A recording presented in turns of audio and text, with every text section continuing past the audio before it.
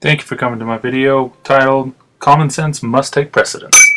I see a lot of problems and you are part of the solution. Drinking fountains are so low to make them ADA accessible. Why are they all ADA accessible? If you follow ADA rules and put every single drinking fountain at the ADA height, the masses know you have not joined society in using common sense. You know that piece of road that must have been an accident in the planning stages. What about the things we learn? Don't let anybody convince you that you gotta take turns, wait for your boss, only he can use his brain. When's the last time you used a word like disarrange, liniment, gamesome, dunderhead, palindrome, promptitude, scholastic, or anything? Language is alive. It's breathing, changing, flipping, twisting, adding, pulling, forgetting, all the time. And you know who's making those decisions? You are. I am. Everybody. Nobody. Don't let anybody tell you there's only one right way and everything else is wrong. Learn everything you can. It's all a bigger vocabulary. Do you think this guy wanted his dictionary messed with? Why was selfie added to the dictionary in 2013? Because the common people change the language. We change it when we use it. Okay, so we know that communal sense guides the growth of the language. It's a vehicle, but it's not driven by monkeys. You don't decide if Twitter joins the lexicon, and neither do they.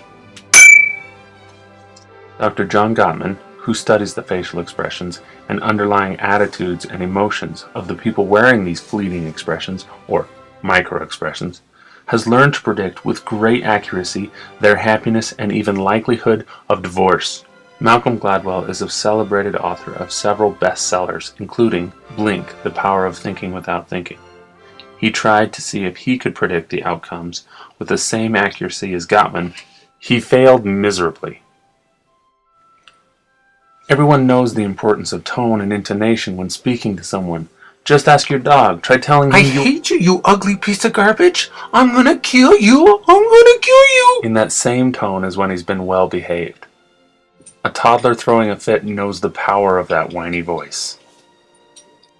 You and your boss both know it when he or she says things that could sound okay on paper, but are awful, discouraging, rude things to say when he or she uses that timing and tone. Now let's recap. It's not either or. We know the lesson behind nature versus nurture is it's always complicated and far more dynamic than can be expressed by rules. You've got a noggin? Don't be afraid to trust it. Don't just take OSHA on its word. See for yourself. Let the world do as it does. What is learning but unfinished? We can never get it totally right. If you put two drinking fountains together, put one at ADA height and one up here for adults. Don't roll your eyes when your wife is talking, and do what you can to make the good decisions when it's your turn to make decisions.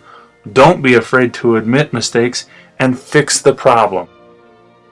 I want to thank you for checking out my very first video. Please share it with anyone you think needs to know that they are not alone on this, and feel free to leave any suggestions for the video in the comments below.